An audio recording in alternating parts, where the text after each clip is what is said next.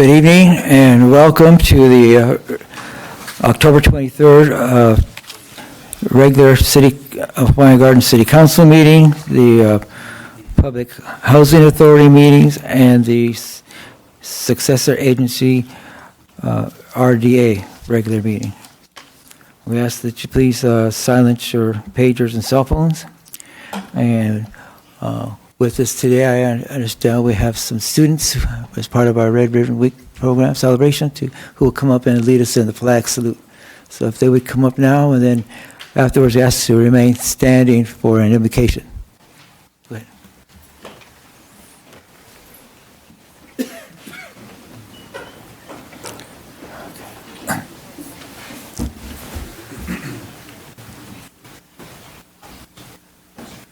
Your right hand over your heart.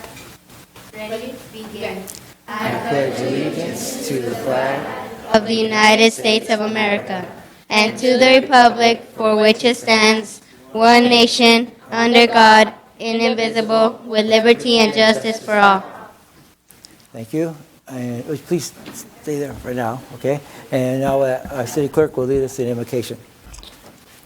Father, we are so thankful tonight to see all these young boys and girls here that are celebrating Red Ribbon Week and what it really means. And we just pray that they will take this into the future with them and remember what they learned in the schools about saying no to drugs and no to gangs.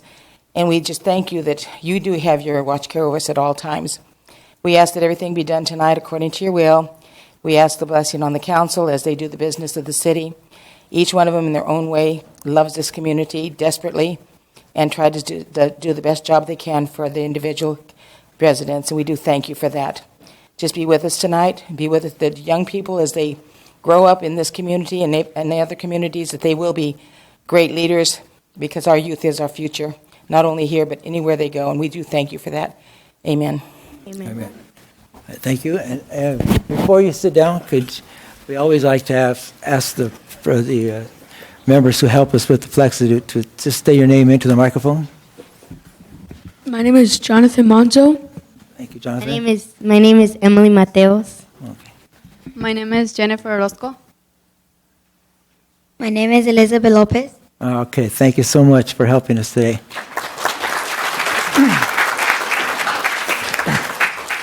Okay, roll call. Director Bach, Here. Director Mahar, She is not able to be here today. She has to be excused.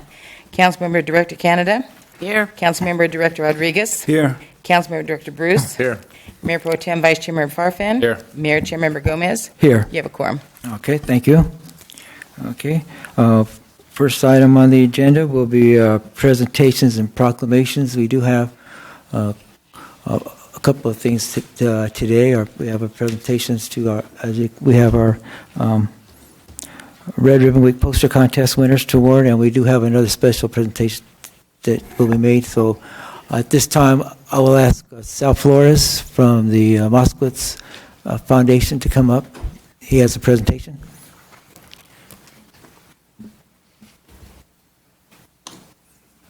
Maybe we should go ahead and join him over there. Think about it.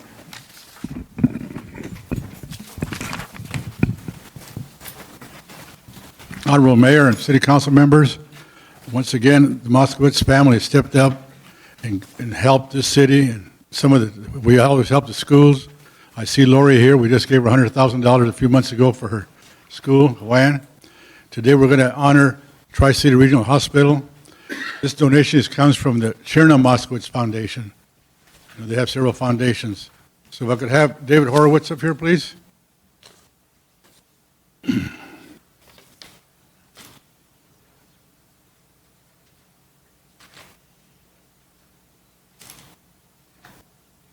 David, at this time, it is my honor and pleasure, on behalf of Mrs. Moskowitz, she is pleased to make a donation of $50,000 to Tri-City Regional Medical Center to use towards this community health fair that was held a couple of weeks ago, which I understand helped a lot of people.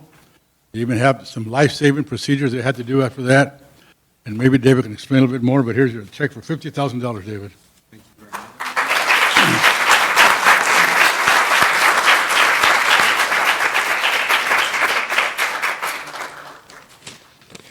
Thank you, Sal.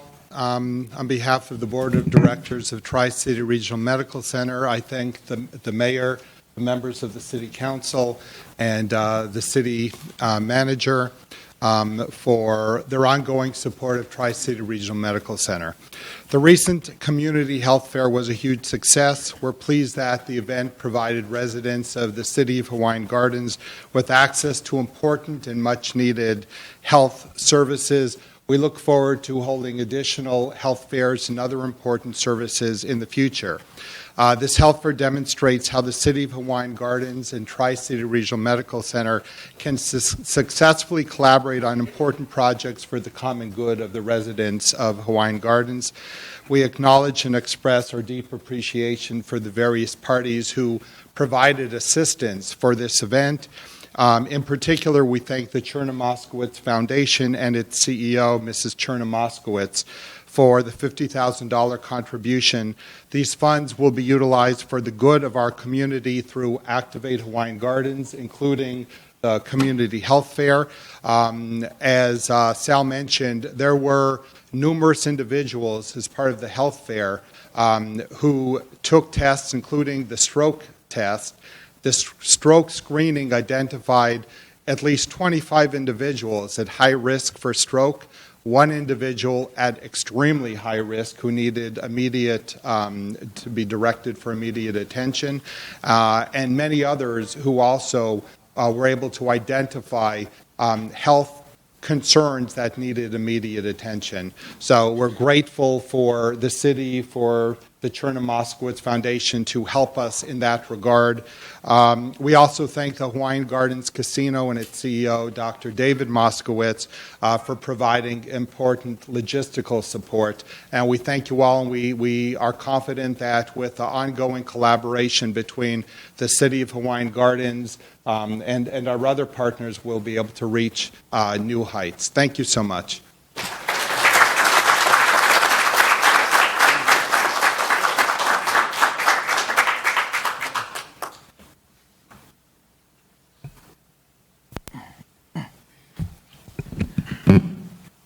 Thank you, Mr. Hoskowitz and Sal.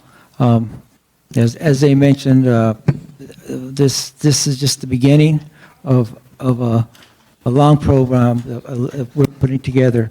He mentioned Activate Hawaiian Gardens. For those of you who may not know, this is a brainchild of one of the members of the hospital.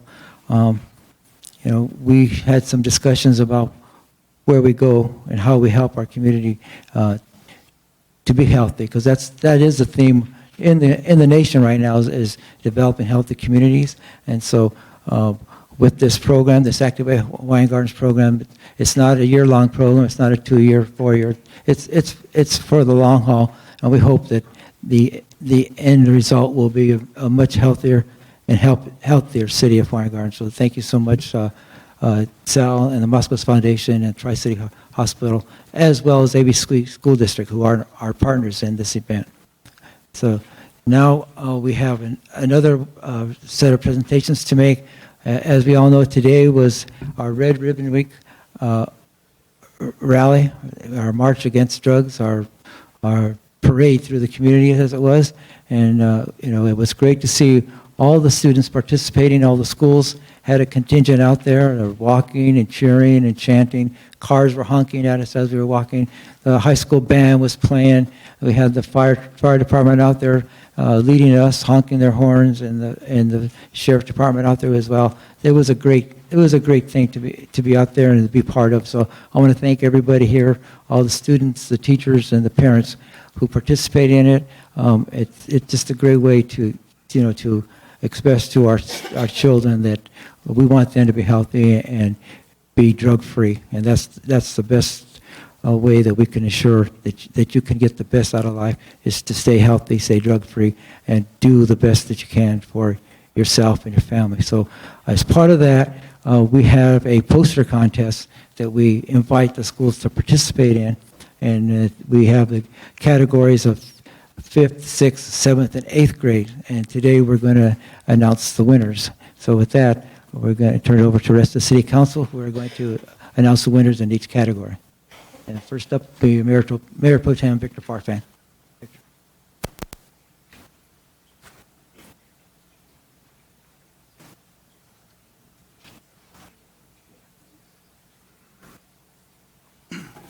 Good evening, everyone. Students, parents, teachers. We have the annual Red Ribbon, sometimes I can't say it, Red Ribbon Week poster contest each year for 5th, 6th, 7th, and 8th grade. So we ask the students to, make a statement about saying no to drugs, and they do all their artwork, and they do fantastic work, and so we're here to recognize them tonight. And so before we start, I'd like to recognize the principals and teachers who assist there at the school to, encourage our kids to get involved and stay out of trouble, right? Okay. So I'd like to invite the principals from Hawaiian, Ms. Cordova, Ferguson, Mrs. Lozano, and from Fedi Middle School, we have Mr. Lois and Mr. Costa. And representing Melbourne, Ms. Yasutaki. So before we present the awards, maybe we'd like to have each principal or have a word or two. Who'd like to go first? Good evening, everyone. On behalf of everyone at Hawaiian, we want to continue to thank the city for all of the activities that you do provide for our students that help them stay active and healthy and say no to drugs and gangs. For our school, we have a lot of Red Ribbon activities going on this week. We have a theme of the day. I won't go into all of those, but yes, we kicked it off today by bringing a lot of our students to the rally, and our students that are in the poster contest are very excited to hear who won. Thank you.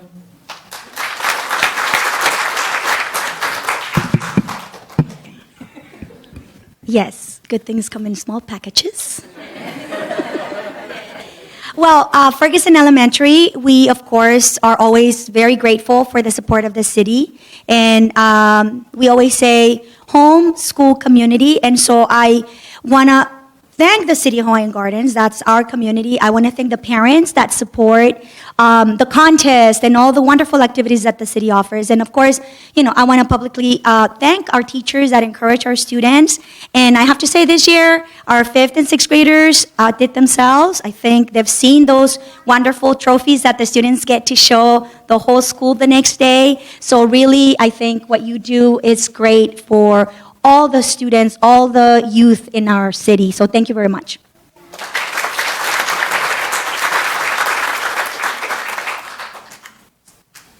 Did I have to go by height? Again, I'd like to thank the city for all their support in our schools and for our students. It's just everything's just really great for them. And some of the activities we're doing at Melbourne, we did have a kickoff assembly, and Mayor Gomez came to speak to our students. We do have theme of the day. We're having a window decorating contest, and all our students do sign a pledge to say no to drugs and gangs. So that's what's happening at Melbourne. Thank you.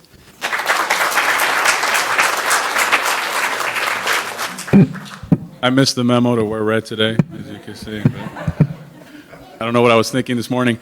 Led by our ASB teacher, Mr. Costa, during lunchtime, we have Say No to Drug activities and Red Ribbon Week activities.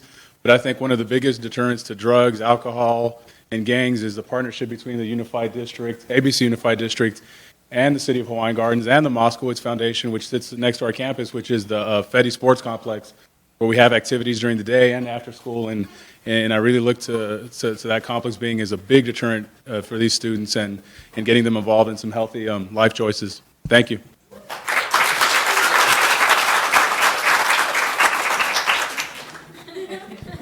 I know. I guess if we go by height, I guess the smallest is the last one. So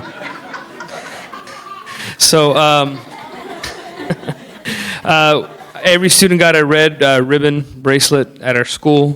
Probably other schools the same, and it's our pledge for them to say no to drugs. And again, the city and our district, all our schools have been doing a great job. I mean, our kids are at school 6 days a week.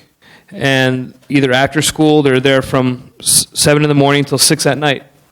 So how can they not be out of trouble? You know, they're there all the time. Hopefully that continues on through their life, and they continue to make good choices in their life. And hopefully this week it brings those choices to light, and so hopefully they could continue. Thank you.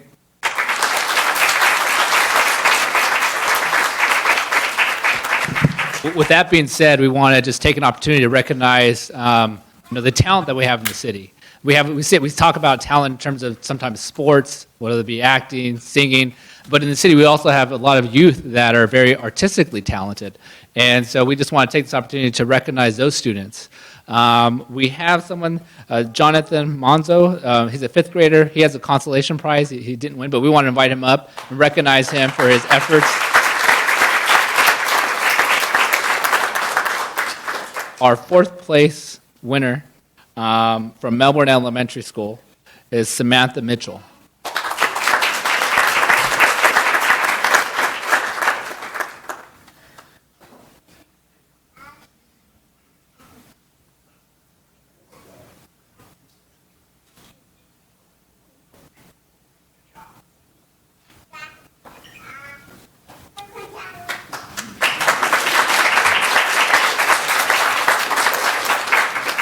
Our 3rd place winner from Melbourne Elementary School, Cindy Pescarod.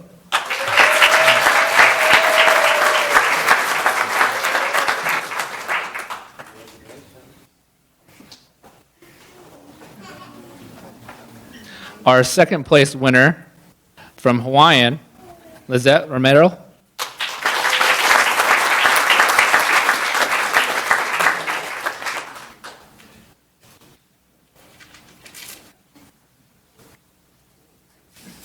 And our 1st place winner,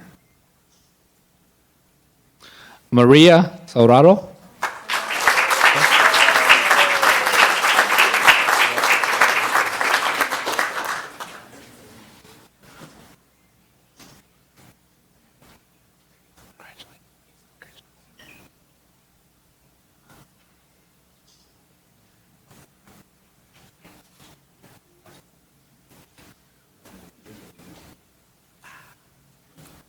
Great job, you guys. Open those up so everybody can see them.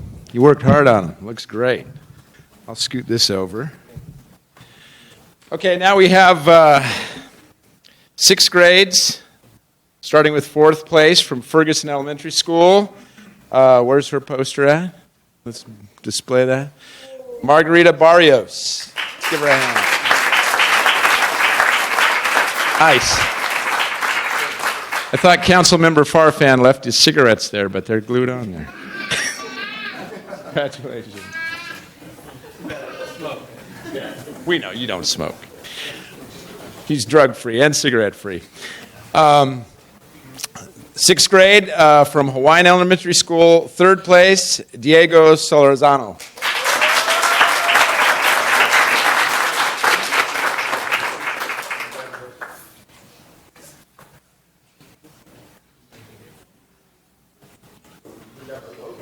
Nice, yeah. And 2nd place from Hawaiian Elementary School, Karine Borja.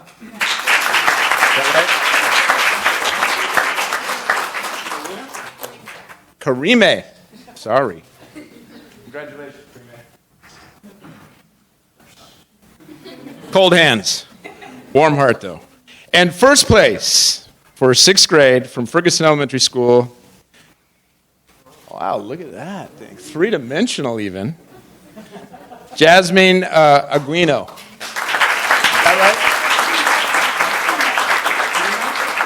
Aquino. Nice job. Beautiful. Good job. Can you get a picture with all 56 and we'll go to 7 and 8? Let's go.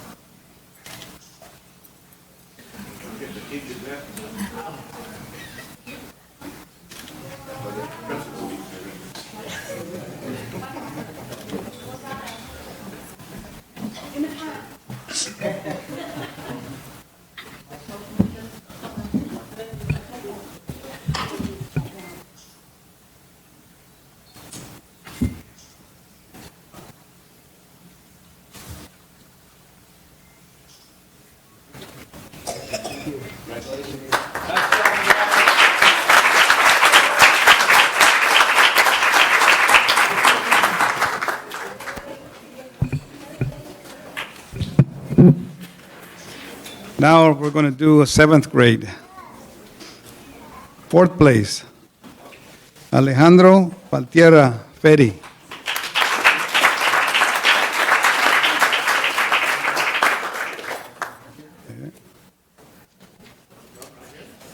Third place, Larry Rodriguez Ferry.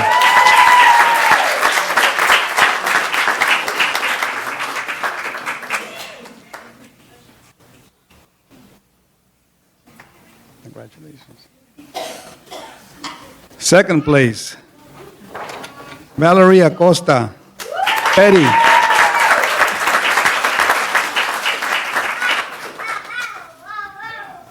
And first place, Niruka Soto.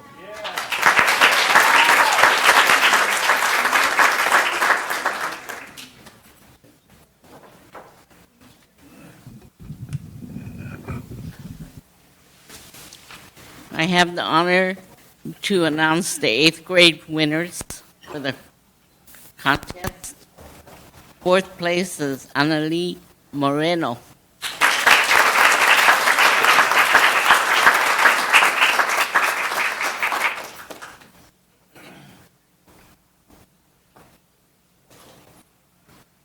Congratulations. 3rd place winner, Crystal Segura.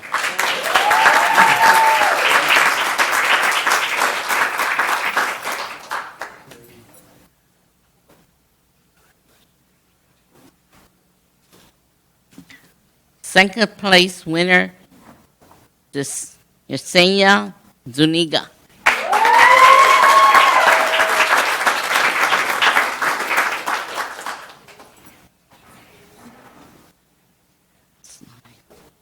First place winner, Jennifer Orozco.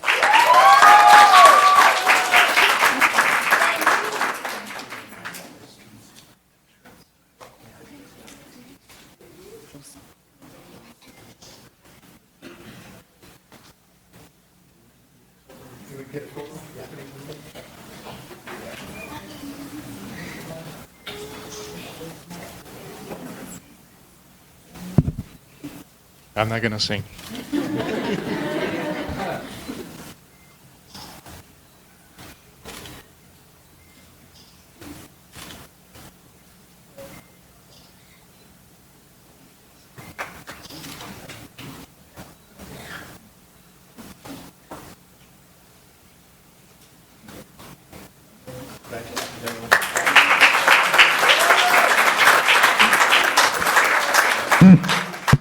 Okay, congratulations to all of the winners, and also to the schools, to the teachers, to the parents for all your effort in raising these wonderful children. Because obviously they wouldn't be here participating without the good parenting that they get at home.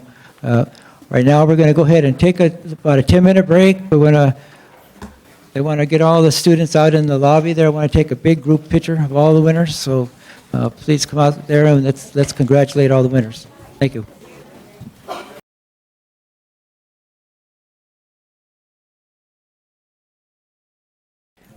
Okay, we're going to go ahead and reconvene the meeting. Thank you for being patient. I think it's really worth whatever inconvenience that it's caused us with the delay of the meeting to recognize these kids, for the effort that they're making and working hard at, keeping their lives safe. So with that, we're going to move on to oral communications. This is a time reserved for members of the public wishing to speak on items on and not on the agenda. except for public hearing items. This period will be limited to 3 minutes per speaker. Maximum time allocated is 15 minutes. Upon conclusion of oral communications, the city council or city staff, at the direction of the mayor, may respond to any questions or statements that were presented by members of the public. The city council is prohibited by law from discussing or taking any action on items presented during oral communications that are not on the agenda. So anybody wishing to speak, please step forward and state your name and address for the record.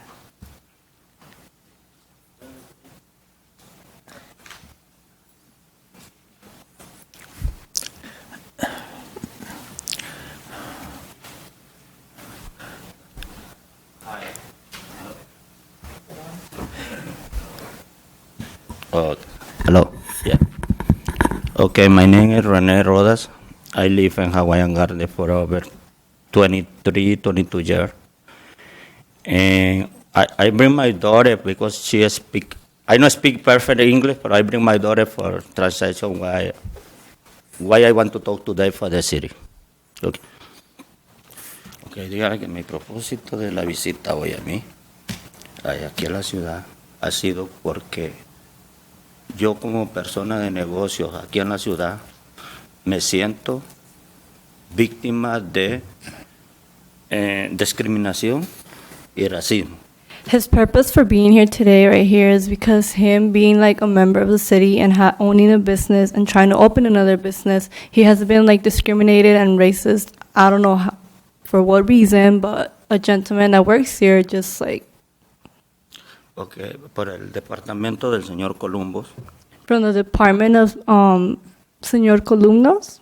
Okay, primero sometió una aplicación porque yo soy el dueño del restaurante del Bam Bam. He did an application because he's the owner of the restaurant Bam Bam. And they had told him that each application was going to be worth $10 each. And when he came back to turn in the applications, it came out to be that he had to pay $532 for the 2 applications, when at first it was supposed to be $10 each.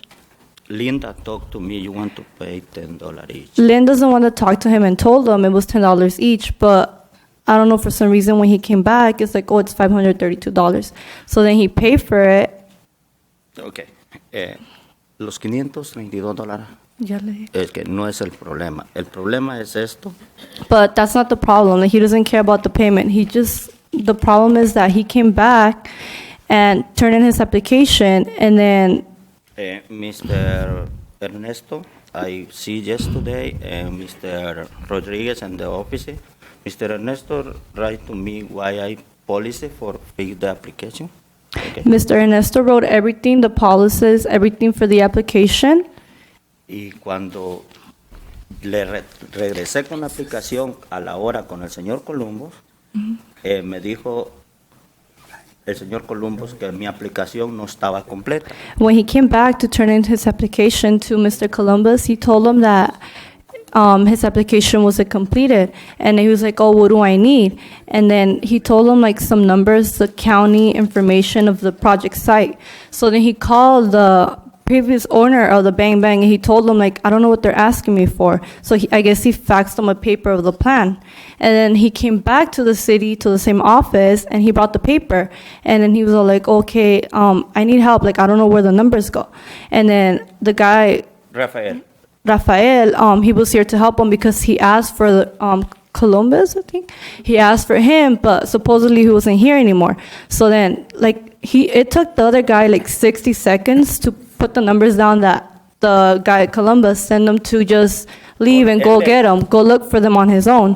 Which, I mean, the whole city, they have like the law, the sizes and everything here. Like, was it that hard for him to put it down? Like 60 seconds, was it really gonna hurt? Y eso él lo podía haber hecho porque ese es trabajo de la ciudad. Okay. Una. Y otra, de que cuando vine a me someter la aplicación, el Dan, él me dice, ¿sabes qué, René? Ya vamos a reportar al Cherry que tú vas a comprar ese lugar, ¿ok? A mí no me importa el Cherry, yo no le debo nada al Cherry, Como ahorita cuando salga de aquí le voy a dar toda mi información al sargento y que chequee mi récord. Él le dijo Yo no eso. debo, eso me dijo, Okay. y que me va a andar viendo. Yeah, when he came back to turn in the application, everything filled out finally, and he talked to him. He's like, oh, we're going to report Sheriff Dan to keep an eye on you. Oh, he's going to be keeping an eye on you. And he's like, why? Like, I'm not even doing anything wrong. I'm just trying to open a business. But I guess he clearly told him in his face, like, oh, he's going to be watching you. Like, he's like, is that supposed to be my detective now or something? Like, what am I doing wrong?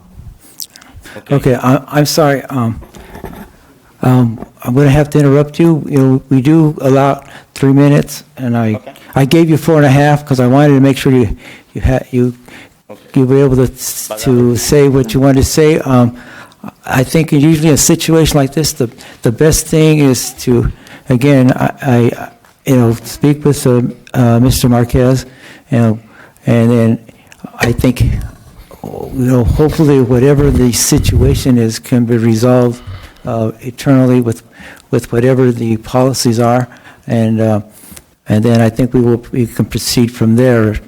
There's options and what can be done, and I don't know just what you're telling me. I don't know the circumstances of your complaint, but perhaps working through Mr. Marquez, they can find a solution. I don't know. Okay, díganle que está bien, pero yo voy a demandar a la ciudad por esto, por discriminación y racismo contra mi persona. Okay? Yeah, he said it's okay, but he's just like, I don't know, it's just like why is someone being like that? Like, he's not even doing anything wrong. Like, it's just so hard. Like, and he said this is not the only time he's been doing this. Like, I think he even brought up the past, like, that he's been keeping an eye on him or something like that. Like, it's racist, like, is it just because he's Mexican? He's like, what if I'm an Asian or something? Oh, right away, he's going to give me everything. But is it because I'm Mexican? Okay. He's just being racist on me? Or, like, Okay, all right. Thank you so much. There's not a whole lot we can do right here at this time, so I think you have to do a little bit more investigative work. Okay, thank you very much for everybody. And I want to put my face like Arabia or Chinese for say welcome for the city, All right, thank you.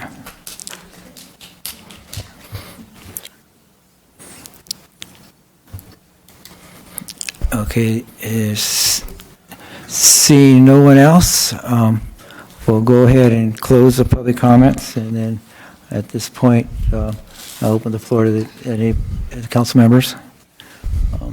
I don't know, what else, what other advice we could give to the gentleman, but, anybody here is more than welcome to.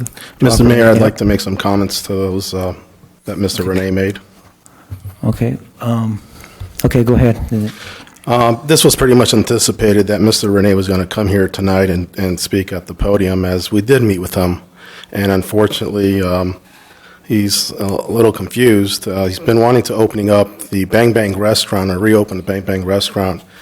And so we've given him information. And actually, for the record, I've never spoken to him. So I'm not sure what comments he's talking about, but I never spoke to him in person up until yesterday in the city administrator's office. So I'm not sure. I don't think they have their facts right. And unfortunately, when we did meet with the city administrator, the person that needed to be there from our staff wasn't there Monday. So the facts are just distorted, and this is just nothing but personal attacks and politically motivated. It's unfortunate that the applicant is confused, but apparently they don't want to play by the rules. The site has conditional use permits, and they are restricted as what can be done there. In terms of the money, our office doesn't deal with the money. We just approve land use. We don't deal with the business license. I did find out that it's possible they may have told them $10. And in my fact finding, I found out that when they did additional research in the finance department, it turned out that their previous owner never paid any fees for the 2011. So that's why they charged them $500 and change. So that was, but they didn't charge them any penalties, which would have been $2,000. So the penalties would have been as high as $2,000, and they only charged them for what the regular licenses would have been. He has pretty much changed what his intent is now as far as the application, and basically wanted to operate as it was previously approved, which is basically a family restaurant with karaoke and nothing but more than a family restaurant and karaoke. He is going to change the license from a Type 47 to a Type 41, and that will require administrative amendment internally by the department. And that's pretty much it. As far as discrimination and racism, none of that is occurring. That's already been discussed in the city manager's office. None of that took place. We treat the applicants all the same. Unfortunately, we have rules in that department. And these are entitlements that have been approved by legislative authority with conditions of approval, and we have to abide by them. Okay, thank you. Why would he be responsible for the $500 that the previous owner was responsible for? I mean, he's the new proprietor there, and why would he be responsible for that money? I'll comment on that. Originally, when I was told, and again, let me just clarify for the record, our department doesn't deal with the money situation. We get the business license application, and all we do is review it for land use. The money situation and the whole business license operation had been transferred out of our department many years ago, and it now lies within the finance department. When it originally was explained to me, we were under the impression that they were being charged penalties, and so I had told the city manager that I disagree with them charging them that much money. When I did some more research on it, I then realized that those were not penalties. Those were actual license fees that were not due and payable for the operation. I'm not going to comment on, so much the policies or whatever practices they have in the finance department. Maybe David, being that that's something that falls within David's jurisdiction as far as the finance department. But the applicant, I believe, was asking for a transfer, and there's really nothing to transfer because there was never a license to begin with.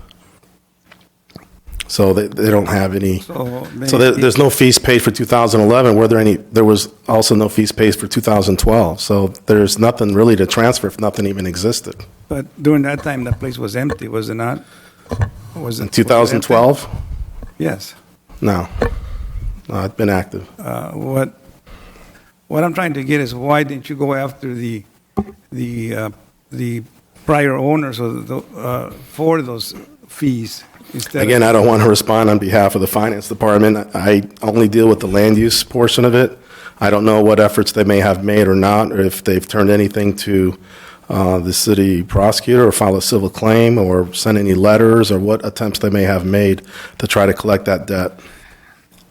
If I may interject, I mean, if we're trying to resolve the issue today, we do need to agendize it and put it on the agenda for full discussion and action by the city council. If the council wishes a report, maybe in 2 weeks or in a month, I think that would be appropriate. Or if you want to, normally for these types of situations, there is a process. So it might be better if we get the facts together and we're able to agendize it. If somebody had to make the decision to charge them that $500. There has to be some kind of guidelines. And to me, it seems like the finance department gets all the information from the development department as far as licenses and all that goes.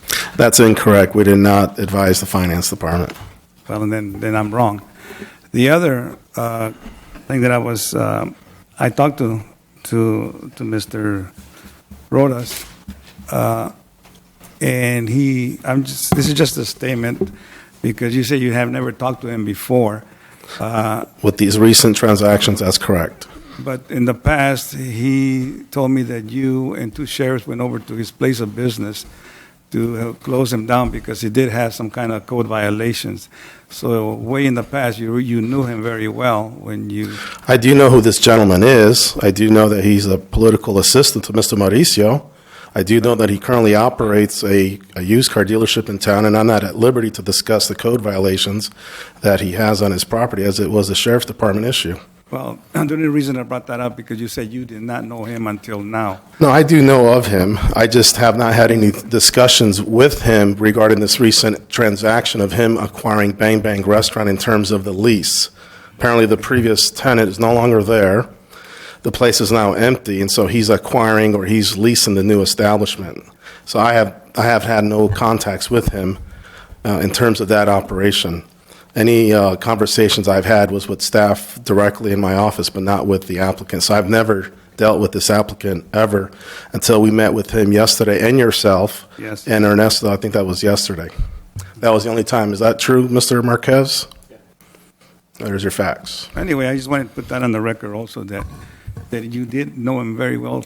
Almost. Oh, I know him very well. Yeah, I do know of him. And you have prior. As a matter of fact, he told me that we evicted him from a garage conversion when he was on Pioneer Boulevard. Exactly. He stated that you coached him to file against the owner. Mr. Councilmember Ronaldo, I'm not going to get into facts of a case that was successfully prosecuted on several dilapidated issues on a structure and dwelling units that were not permitted to be habitated and garage conversions. So that's something you can discuss with the city manager. I just wanted to make sure that everybody knew that you have been dealing with him. I've for dealt at with least him. 20 I do years. know who he is, but I have not had any dealings with him recently. Okay, I think at this point it's best to take the city attorney's advice, and we'll just have staff look into it, and then give us a report on what is going on, and then we can proceed on that, depending on what information we're given. Okay, and so I think that's the best way to do it. And so we'll go ahead now and move on to the Public Housing Authority meeting.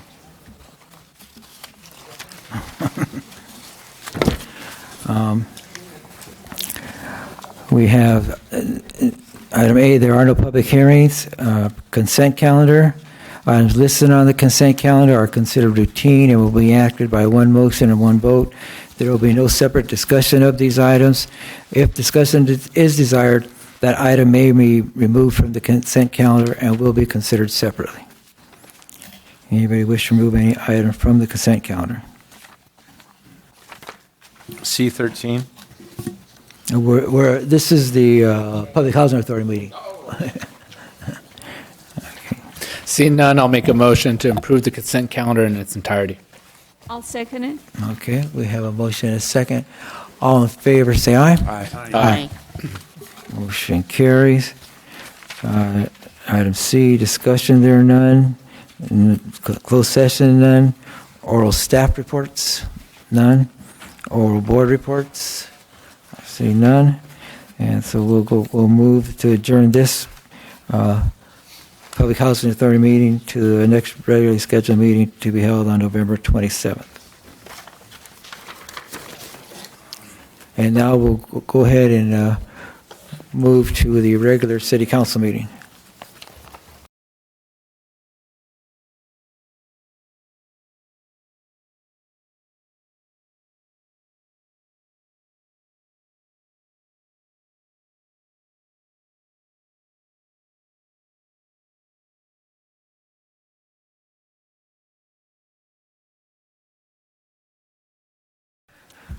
Okay, item A, public hearings, there are none. Item B, ordinances, none.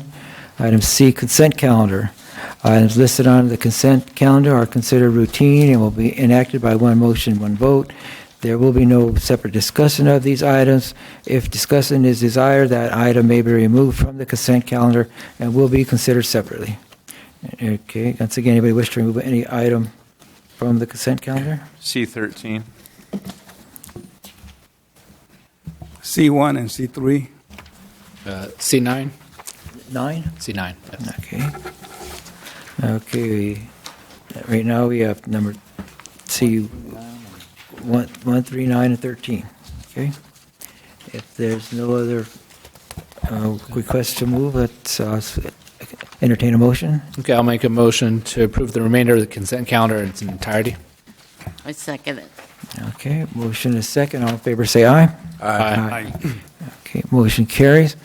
Item C1, adopt resolution number 082-2012 to approve pre-issued warrants and regular warrants in the amount of $352,556.42.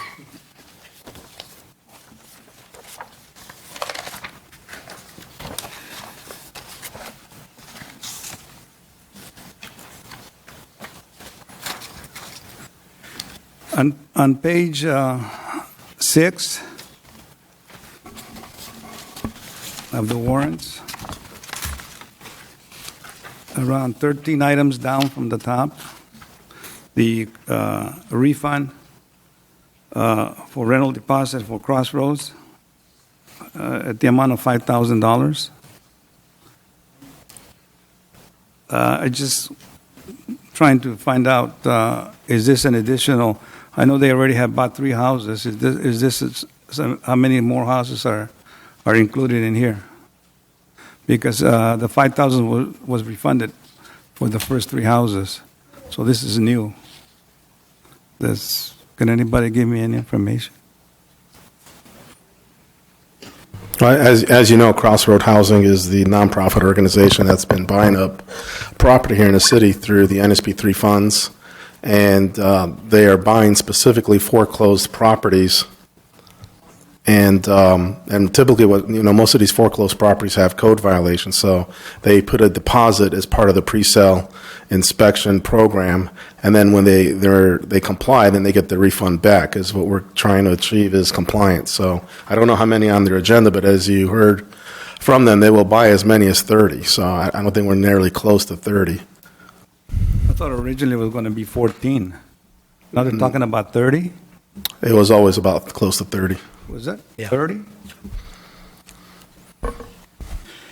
Well, I don't know. It just seems to me like nobody here seems to care about these 30 homes that are going to be out of the tax rolls here, property taxes. Nobody seems to care about it. Nobody seems to be worried about it. I mean, here we have city employees who are making a nice big wages with good benefits, including us. Our wages are not as big, but we do have some benefits. And we're going to start losing property taxes. Where is this money going to come from? I know what you're going to say. Well, some of that money, we only get a certain percentage of that money, but still, the other percentage goes for other programs through the state. I can't believe that we sit here and do nothing about it. 30 homes is 30 homes.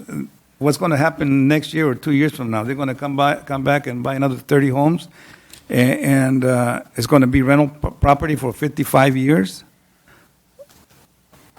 This organization, nonprofit, is making a big profit because they're going to be collecting for 55 years. They're going to be collecting free rent with money that the federal government gave them because they're grants. They're not going to be paying any taxes on these properties, and nobody seems to care. Yeah, I mean, for all you career politicians and workers and everything here in the city, you should be worried. Yeah, because your salaries come from some of these taxes, they're property taxes.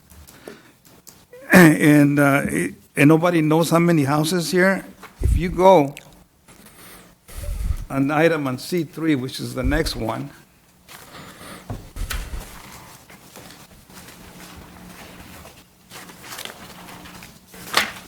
on page 29, you have Crossroads South Development. This is permits issued. So how many permits were issued for the amount of $5,000?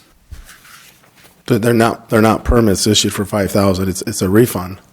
No, on page 29, that's not a refund. Or is that the refund that is listed on the warrants? This is a permit issued. On this page, everything that reflects this page is more than likely a permit. So they whatever work needs to be done on these homes that are somewhat, substandard or not to code, they'll need a permit. But my question is, how many homes are right now on this? I don't know how many are on this list. I'll have to take time to count it. But as I said, you will see up to 30. And also, as you know, Councilmember Rodriguez, staff was against them when they came here for support. In fact, when they came to staff asking for a letter of support from the community development director and from the city attorney, we both decided that this needed to be on the agenda because we didn't support, or at least I didn't support, what they were trying to do for that very same reason. But I believe the city attorney has told us there's not much we can do, and tax codes allow this. So as much as that we're upset about it, unless the city attorney can tell us otherwise, I'm not aware of anything that we can do to reverse what they're trying to do. Well, I guess you're the only ones that are upset about it because nobody else seems to. And as you know, we Anything met. out here. And as you know, we met with another housing group this past yes, week, yes. and they were again trying to present another type of what they claim to be a low mod income program. And I also indicated in that meeting that I was against that program. I didn't think that was really going to serve the needs of this community the way they have it designed. So. If we're going to help the community, if we're going to help the residents, let's truly give them a down payment assistance and not fudge the numbers. And as I indicated, the problems that we've created in this state, in this country, it's because the numbers don't add up. Yes, so and I don't want to get into details because I know the attorney's going to tell us that too is not on the agenda. But as you know, they have obtained the grant through the federal government, which is administered by CDC, and I believe the mayor was in that meeting as well when we met with Crossroad Housing. Their application, I believe, allows them up to 30, though they're not sure if they'll be able to complete all 30, but that's what's stated in their application. And they still have to pull all the permits, so nothing's being waived in terms of the process. They're being treated the same like anybody else, so they have to pay the fees. And just like you do with any other pre-sale, if there is some code violation, sometimes we require a deposit to ensure that we're guaranteed that those violations are removed. And then when they are, that deposit goes back. It's just there for security deposit as the municipal code allows. So we have to refund it. It's not for us to I was keep. aware you did come up very strong there against it, and which was great against that. But the difference between those two is one doesn't tie up. This is first time home ownership project, right? And so, of course, we told them we were not going to support them. But it's kind of strange that one of the representatives also worked for Crossroads. So it seems to me like they're integrated somehow, both of them. They claim that they are not, but it's a coincidence that he worked for Crossroads before, and it's the same type of program. I mean, I think they had acquired $2 million, $2 million, I think it was it? I think it was $9 million, I think, is what they had been awarded. Yeah, none of us, as I recall, on the council liked it, and we all did not support their request to encourage him to come here. But as I've shared with you, and I think our attorney shared with us, there is nothing we can do, right?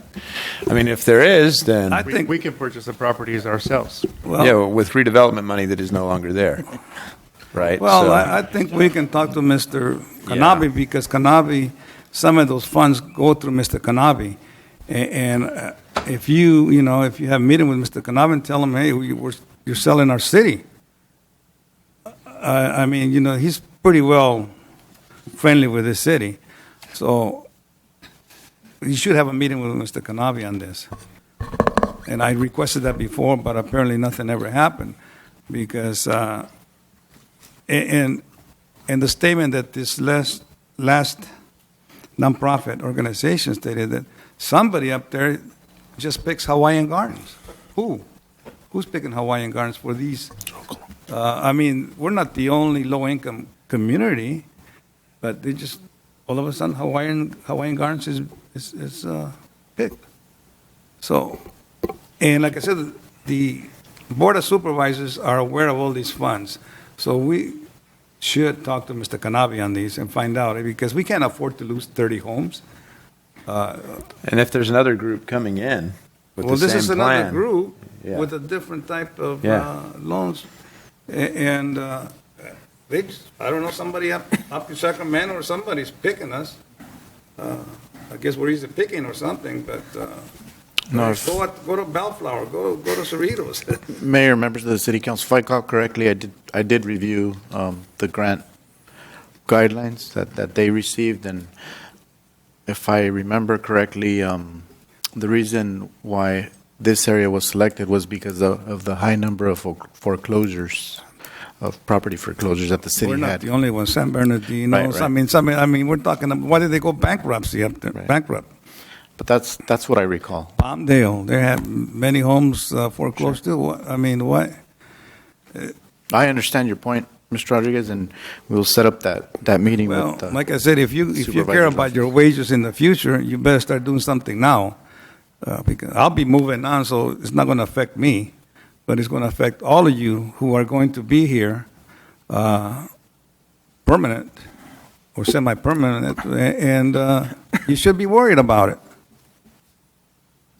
I think, if you recall, we had this discussion one other time, and we actually did have a meeting with representatives from the county, and they said that this grant was issued by the state, I believe, to the county, to federal grant, and that somebody at, I don't know if it's state or federal level, they determine which communities are best suited for these programs, and they told us in their eyes, they thought they're doing the community a service, and we had a disagreement with that, but that was anyways what their feeling was. But we did make it, remember we were in the meeting, we did make it clear that to the county people that we didn't want them to allow another grant of this nature to come into our, be used here. So I think they did get that message.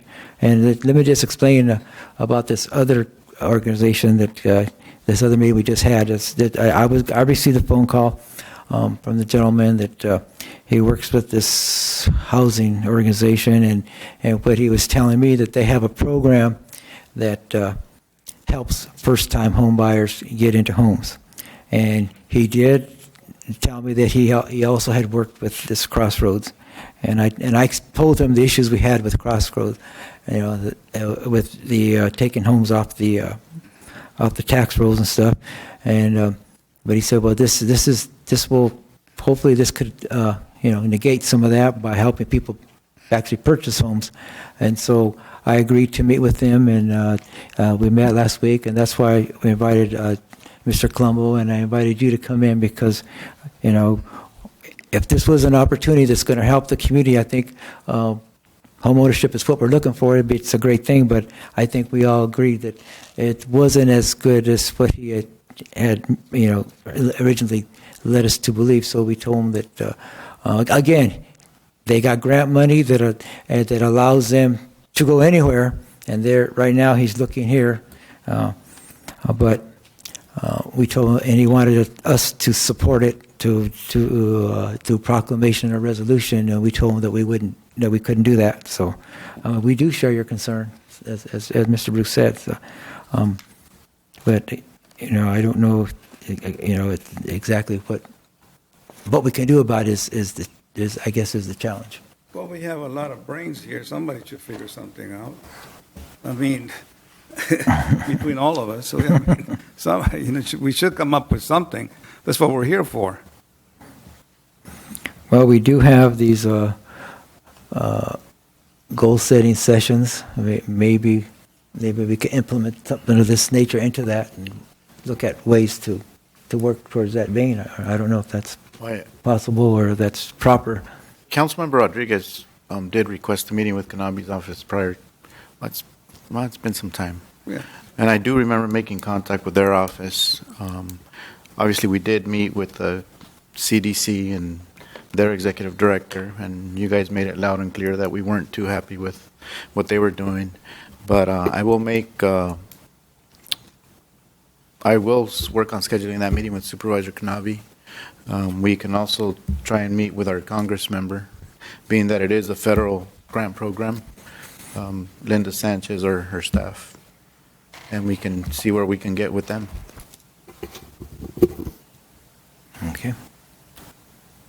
Okay, is there anything else on the warrants? We're on the warrants item. No, that's it.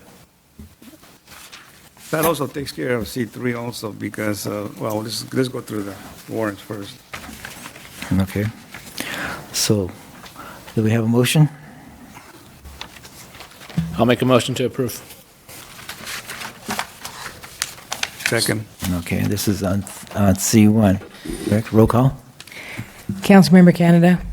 Yes. Councilmember Rodriguez? Yes. Councilmember Bruce? Yes. Mayor Pro Tem Farfan? Yes. Mayor Gomez? Yes. Motion carries. Okay. Item C3, I think you want to go ahead and Yes, I we just. already did the discussion? I just want to make sure that I Okay. get if this is the only home that is listed, or is there more than one? Right here, it's only listed one, but they deposited $5,000. And on the last 3 homes that they bought, they were deposited $5,000 or two something per home. So that's what I'm trying to find out, if this only covers one house or it covers more than one house. It's per house, and it's not always 5,000. So the deposit that's required depends on the violations that exist. So it depends on how bad the violation Depends is. how bad it is. It could be very severe. It could be, in which case we'll up the guarantee.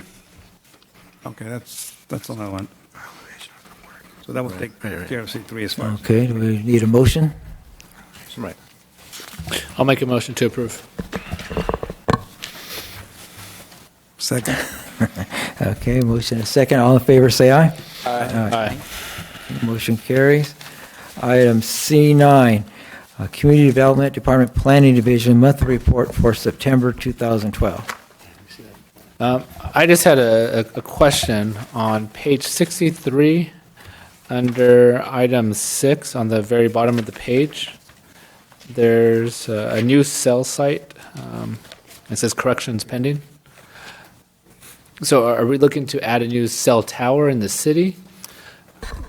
Yes, it's going to go, I believe, on the the new storage facility that's there on Carson Street, and they're going to incorporate it within the roof structure, and so they're building a facade to kind of screen it. But I think it's going to require a conditional use permit, so it'll go before the Planning Commission. Okay, so it's going to have some type of decoration to kind of Screen. blend in, I guess I would say. Yes, they're raising the parapet as well. Okay. That's it is at the storage place. That's It's the new storage It's a storage place. place because I went and checked it out, and there's also a concern that these radiate a certain amount of radiation or something. I mean, have you looked at the one we have here? You seen how much stuff there is on it? Is there any codes on that, or where they should be placed away from residents, or I mean, because if you look at them, they look scary. They do. They look. I mean, I was looking at this one over here, and if you see, that thing is loaded, and so. And why do we have another one so close? Because you make a lot of money off of them. That's the bottom line. I'm not going to pretend that I know about the cell sites because I don't, but I don't think it's radiation exactly that they emit. It would be more electromagnetic waves, and they're heavily regulated on purpose. So the government is prohibited really from putting a lot of constraints. So we're really lucky to be able to get some of these conditions of approval on the conditional use permit that they've agreed to preliminarily to screen, because they can just go out and put them up there, and they're regulated by the Public Utilities Commission. So this hasn't gone through the Planning Commission yet? No. It's not a final?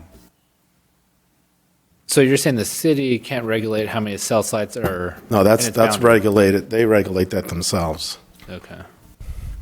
It's regulated by the federal government and the California Public Utilities Commission. We do have some regulatory authority over aesthetics, but it is limited.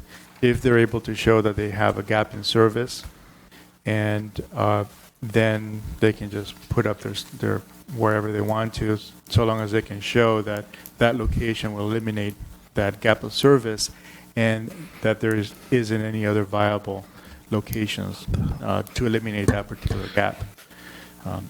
So long as we apply reasonable regulations that don't have the effect of denying them, then we're fine. But if we were to deny them, then they can go to the Federal Communications Commission and preempt us if they're able to show that there's a real gap in service for that particular carrier.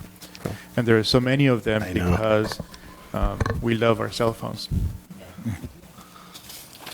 So in terms of aesthetics, we have the capability of saying it needs to blend in somehow, some way with, whether it be palm If you look at trees the or- one on 1 Avenue, right off of Centralia, I think that one's just out there, and an 80-foot tall monopole. I don't think it has anything really blocking that.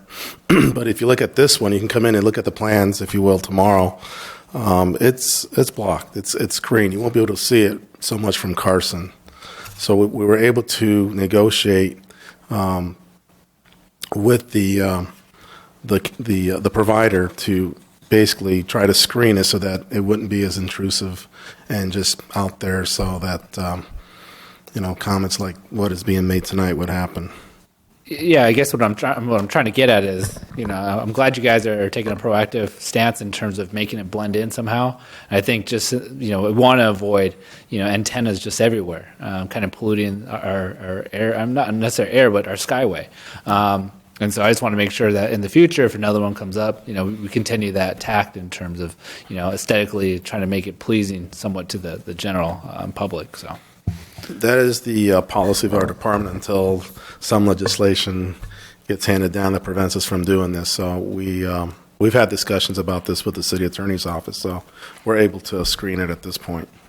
Well, the only thing that I'm concerned with is, like, say, that magnetic field that comes from that. Most of your cells, if you look at them, they're not over neighborhoods. They're either like the ones we have here. It's over here by the freeway. I guess it doesn't make any difference there, but most of them are either away from the communities, and this one here is right on top of the community. And my concern is there any danger from this magnetic fields? Because they have proven that on these high power wires, there is a magnetic field or radiation that comes from the wires, and it is harmful to some people. So I don't know what these radiate, but when you get a chance, look at the one we have here, and it looks like a San Onofre type thing over there, so, but. I'm not going to tell you to. Yeah, I'm not going to tell you to agendize this item because there's no discussion. The Federal Communications Commission has completely preempted the field on this particular item. Cities and the states don't have any authority to regulate the electromagnetic fields. If the Public Utility Commission decides to put one in your backyard, you can do nothing about that? Well, if you own the property and you can charge them a lot in rent. Charge them rent and then move out. Okay. Okay, if there's no further discussion, we'll... So I'll make a motion to approve. To comment on, I received a text message to comment on number 12, which is the TI for the grocery store, which is the tenant improvement at the Value Plus Shopping Center, the town center. We've approved the tenant improvements for that project, and we have been told it is a grocery store for Walmart. I'm not sure exactly when the date is that they're going to start construction, but they pretty much have gotten the clearance. They will probably be coming in for a conditional use permit on the beer and wine sale, and that hasn't happened yet. That's all the update I have at this point. Okay. And maybe while we're at this point, item number, let's see, 9 on this chart is the farmer's market. I was handed this flyer earlier today that the farmer's market will have its first grand opening on next Friday, November 2nd. So that's from 4 o'clock to 9 o'clock in the library parking lot. So there's flyers going to be are being made now. Are going to be sent out. So we just want to make sure that any way we can notify our residents that it's available. We want to get the word out. And come in, you can get produce, vegetables, fruit. They'll sell hot food. They'll have little activities there. So it's good, healthy way to spend the Friday evening and get some good produce and vegetables to take home. So just want to make sure. I just wanted to point that out. So, go ahead. No, we did have a motion? Okay, I'll make a second. Okay, we had a motion, a second to approve. All in favor? Aye. Okay. Item 13, a request from Community Development Department to approve and to authorize the Community Development Department to solicit competitive proposals for professional engineering services for the design and construction management for the installation of bus shelters at various locations in the city of Hawaiian Gardens. Staff report. Yes, Honorable Mayor, members of City Council, if you recall, on April 10, 2012, City Council approved resolution number 30-2012, where we had entered into an agreement with LA County MTA. We had filed an application with the Federal Transit Authority to receive funds for the renovation or installation of bus shelters here in the city. And we had identified various locations that needed new bus shelters, as well as other locations that needed to have the existing ones upgraded. So basically what's attached is the RFP for design, engineering, and construction management services.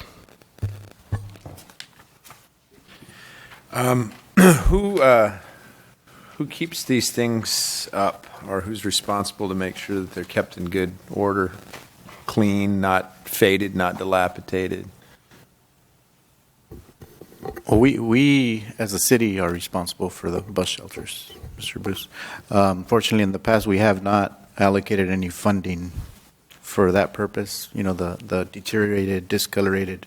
So the reason this item is before you is to address some of those concerns. Okay, but one of them, which is right on Norwalk Boulevard and 226th Street, right in front of the dairy, or the old dairy, Van Campen's, is very faded, dilapidated. An ad that's supposed to be up in the window there is so faded you can't even hardly see it. It looks really trashy. The logo of the city is faded on the can. If we're going to put these things in, then we need to allocate money to keep them up. They need to look good. We need to make sure graffiti isn't etched on there on the plexiglass ad covers. We need to make sure that ads the space is being rented, right? We rent them for. We used to rent them at one point. I don't believe the agreement is current any longer. So we're going to have to make an effort to pursue the marketing aspect of that. Because, they can make our city look better, or they can make our city look like a ghetto. And right now, a lot of them make our city look like a ghetto. Okay. And so, if we're going to get new ones put in, then we should renovate that one on Norwalk Boulevard and 226, as well as others. And I don't know, I haven't looked at every single one of these to see where these are at, but I know that quite a few of them are very dilapidated looking and faded. I believe the one you're talking about is number 14. Yeah. Is it listed on here? Yeah. Yeah, the locations are listed on Exhibit Page A, 85. which would be page 85. Oh, you're right, it is on there. Okay, I don't know how I missed that. Okay, well, so these ones would all be renovated, the ones that are in bad shape? Yes. Well, if you look at the column on the right where it says comment, 1 through 6 are new ones, and the rest are being renovated. Okay. And the trash cans, I don't see trash cans on here. We can address that. Yeah, because that looks bad too. And then I, of course, noticed that all around those, there's like 1 million pieces of gum on the sidewalk. And that looks very bad too. Get a sandblaster over there. I don't know how you clean that off, but we should be keeping them up so that they look clean. That's all. I just wanted to comment on that and make sure that we're taking good care of them. And we should rent them out for ads. Is it that people weren't snapping up the ads space, or was it that we? No, I don't. It's been several years, but I know we've been approached by several companies who will maintain them, and then in return they'll keep the proceeds for all the marketing aspect of it. That sounds good to me. I mean, if Right. if it's a reputable kind of an advertisement, Sure. it's not some We're going to do a little more research and we'll report back to you. hemp convention or something. No, we don't want that. But. We'll get back to you on that. This is an RFP, right? Request for proposal. And this RFP is just for the design, engineering, construction management, and inspection services. Correct. Now, don't we use our inspector here for inspection services? We don't have an inspector. Are you talking about the building inspector? Huh? Are you talking about the building inspector? Well, this inspector here, what kind of inspector would he be? An engineering inspector. And we don't have A one? road department inspector, no. Whenever we circulate an RFP for a CIP project or an engineering project, this is typical how we package them, because we only have a part-time city engineer. We don't have any other support staff, so everything is contracted out. This is not an item that gets inspected by the building department. Now, when it comes to the actual construction, will that also be another RFP? Correct. Or is this included with this one? No, it's going to go out It's again. going to be another RFP. Because we need to design them first. Yeah, this is a staff report. Shouldn't it be an agenda item, I mean, a resolution? Or There will be a resolution once the contract is let. When we award the contract to the contractor who's going to be doing be the a actual work, resolution. then we have a resolution on the agenda where we're awarding the contract to a company. All right, thank you.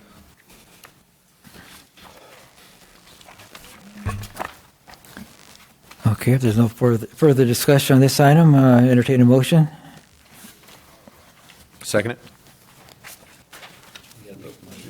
Oh, I thought you said you made a motion. No, I said I'll entertain I a make the motion. Okay. I'll entertain Motion the to approve, and I'll go ahead and second it. So we have a motion and a second. All in favor? Aye. Motion carries. Okay, item D, discussion items. There are none. E, new business, none. Closed session, none. Oral staff reports. Yes, Mayor, members of the City Council, staff would like to remind the community of two upcoming events the city is conducting. On Wednesday, October 31st, the city is presenting its Halloween festivities, and this event will take place at the C. Robert Lee Activity Center, beginning at 5:30 p.m. and concluding at 9 p.m.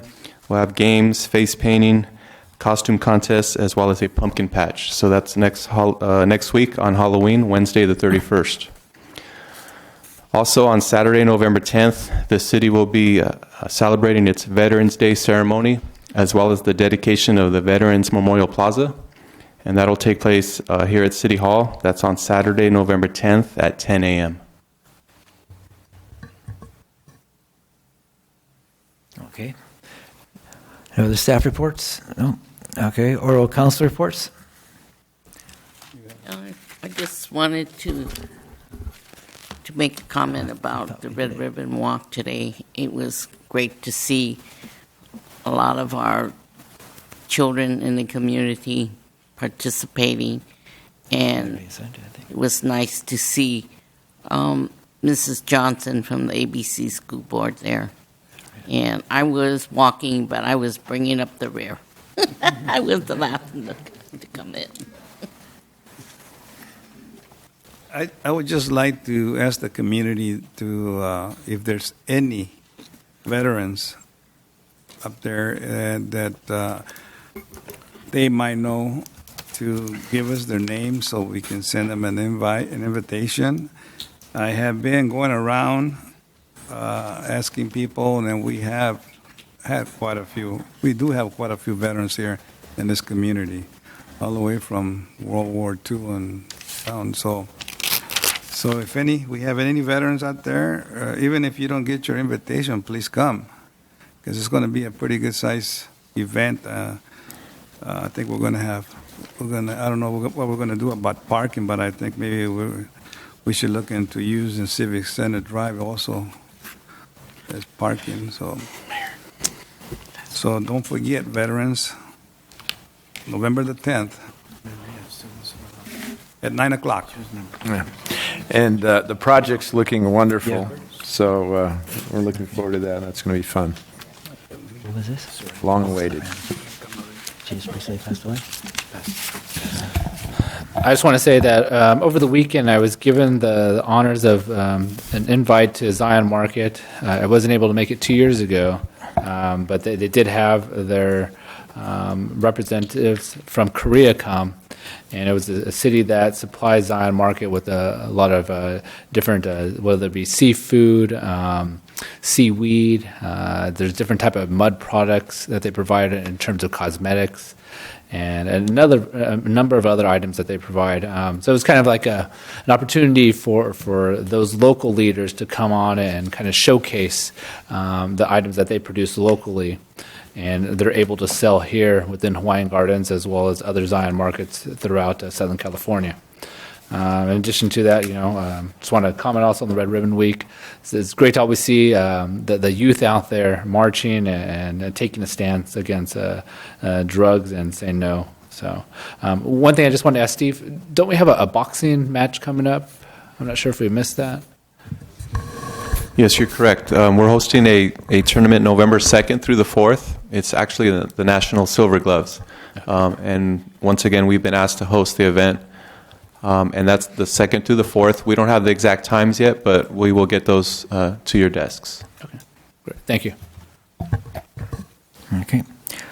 Okay, I just have a couple of things here. On October 11th, I received I attended a banquet on behalf of the city from the Asian American Drug Abuse Programs Prevention Unit, and they're the ones who came here and really put the idea of this tobacco license, retail license ordinance that we passed this past year. And so they I guess every year they have a banquet when they recognize communities and people who do something to make their communities better. And so they recognize the city, and I was invited to go, and so it was a nice event. They gave us a certificate of appreciation for we were in the category of community recognition.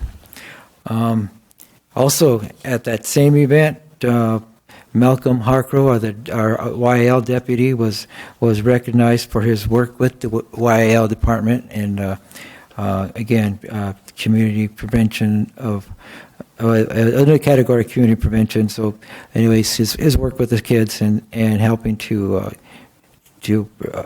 really keep the community safe and the things that he does to his program. So it was nice that both of us got to go up there and receive awards.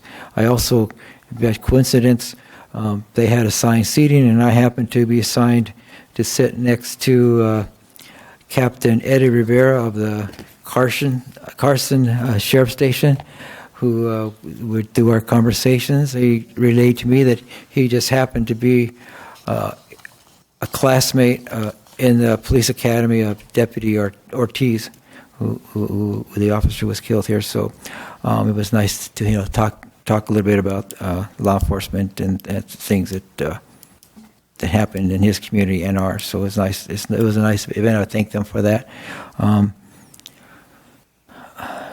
But we also just this past Sunday, the YAL and the Sheriff's Department. Actually, it was the Sheriff's Department sponsored a 5K walk for lupus over in the city of La Mirada, and my wife and I attended along with the YAL participants. It was a well-attended event. It seemed like close to 500 people, 3 miles. I thought I was in good shape for my walks around the track here at the stadium, but that was hilly terrain, so it was a little bit tough going up and down. But we finished.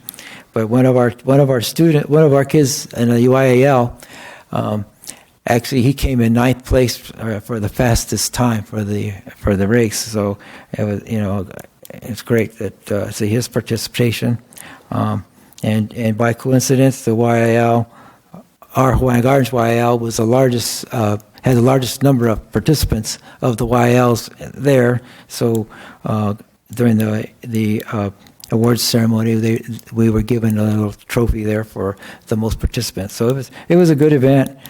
They had a helicopter there and other things on display, and they made a good breakfast. So it was nice to go. Yesterday morning, I was invited to go to the Melbourne flag raising ceremony as they kicked off their Red Ribbon Week, and it was nice. All the kids there were wearing jeans and red shirts, and the principal there, I guess every day he has a theme of clothing for the kids. Yeah, Monday was "You're a Genius," so all the kids are supposed to be wearing jeans. So that was cute. And today was Twin Day. Tomorrow's, I think, Pajama Day, and they had a sports day or something like that. But it was nice to see everybody participating.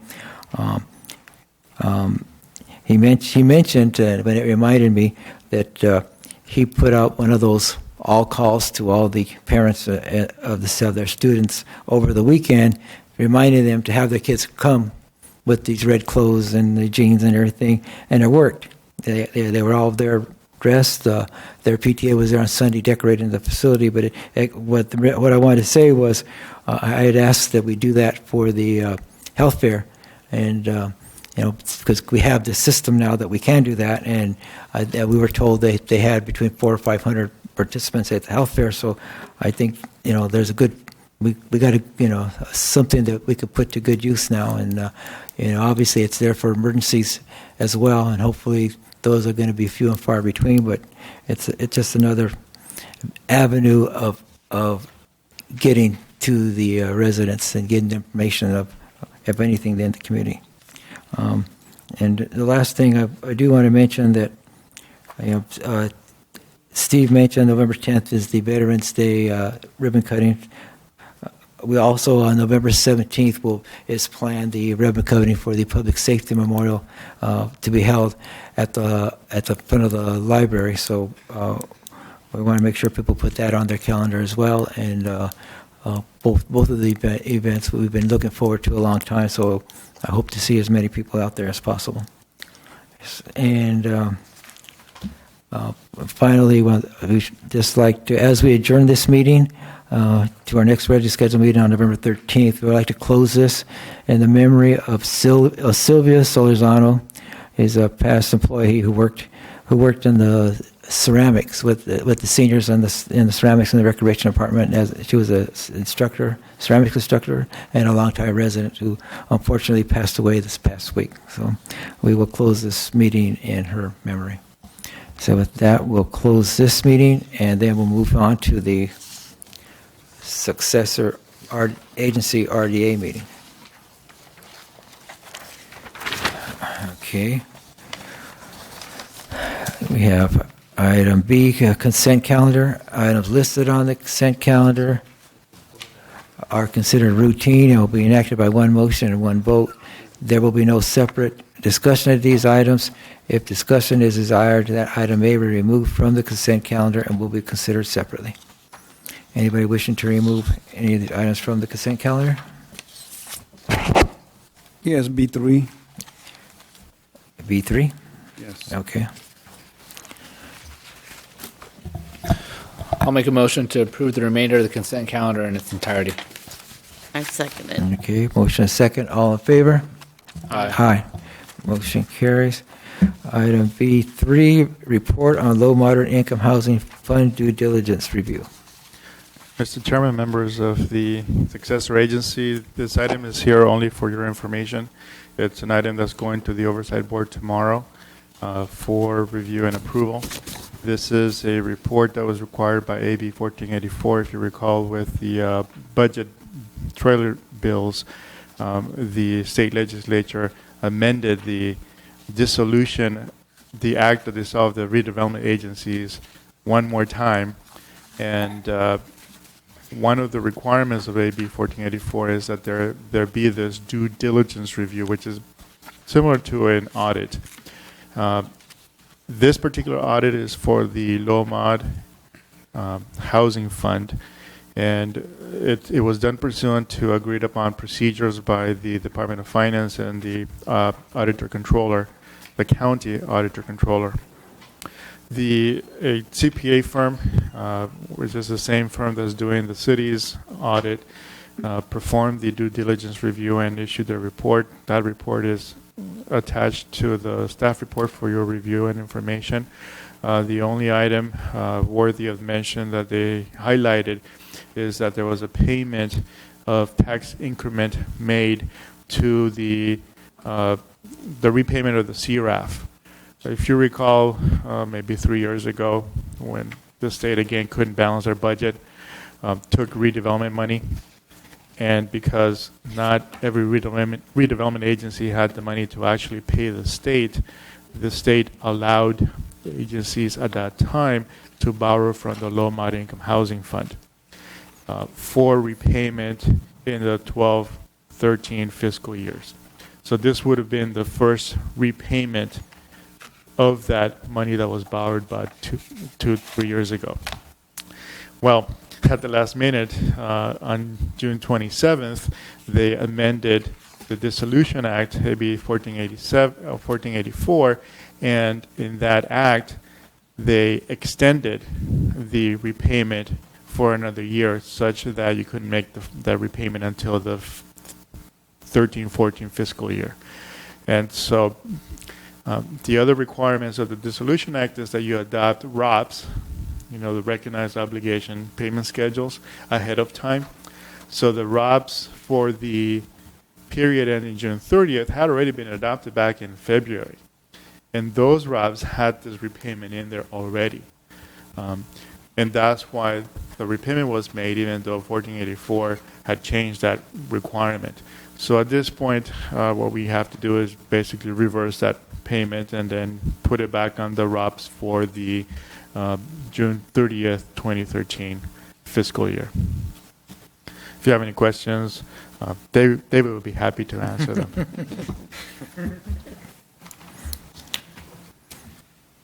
So we repaid $590,000 in 10 to the successor agency.